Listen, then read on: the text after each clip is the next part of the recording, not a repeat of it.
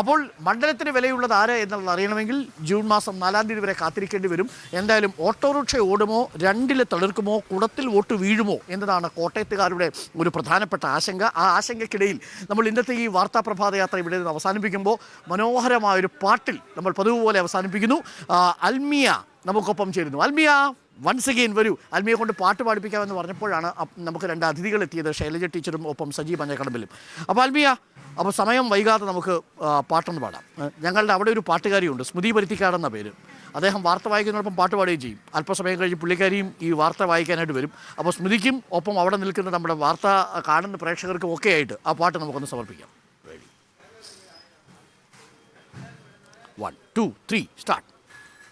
കണ്ണിൽ നിന്നിൽ ഓർമ്മപ്പൂവിൽ ഇന്നാരോ പീലി ഒഴിഞ്ഞു. പൊന്നോ പൂമുട്ടോ വർണ്ണത്തിലോ നിൻ ഭാവം മോഹനമാക്കി.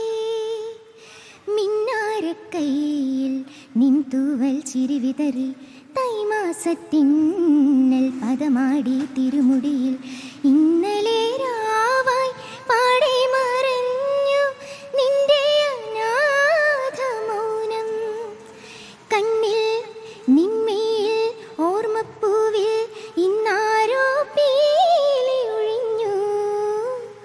പൊന്നോ പൂമുട്ടോ വർണ്ണത്തിലോ നിൻ ഭാവം മോഹനമാക്കി. അൽമിയ അടിപൊളി കേട്ടോ. അപ്പോൾ അൽമിയ പ്രൊഫഷണലായിട്ട് ഇതൊക്കെ പാടുന്ന സമയത്ത് വലിയ ആവേശമായിരിക്കുമല്ലോ ആൾക്കാർക്ക്. കൊള്ളാം, ഗംഭീരമായി. പ്രത്യേകിച്ച് ആ പാട്ട് കേൾക്കുമ്പോൾ ഒരു ഫീൽ ഉണ്ടല്ലോ, അത് ശരിക്കും അൽമിയ നമുക്ക് തന്നു. Thank you Almiya, thanks a lot. അപ്പോൾ പ്രിയപ്പെട്ട പ്രേക്ഷകരെ, നിങ്ങൾ തുടരുക. നാളത്തെ ദിവസത്തിൻ്റെ പ്രാധാന്യം അറിയാമല്ലോ പ്രേക്ഷകർക്ക്. പൂരങ്ങളുടെ പൂരമായ തൃശ്ശൂർ പൂരം, ആ പൂരം നാളെ നമ്മളിങ്ങെടുക്കും. നാളെ നമ്മൾ തൃശ്ശൂർ പൂരനഗരിയിൽ വെച്ചായിരിക്കും ഈ പ്രഭാത വാർത്താ യാത്രയിൽ പ്രേക്ഷകർക്കൊപ്പം ചേരുക. നാളെ രാവിലെ നമുക്ക് തൃശ്ശൂർ പൂരനഗരിയിൽ വെച്ച് കണ്ടുമുട്ടാം.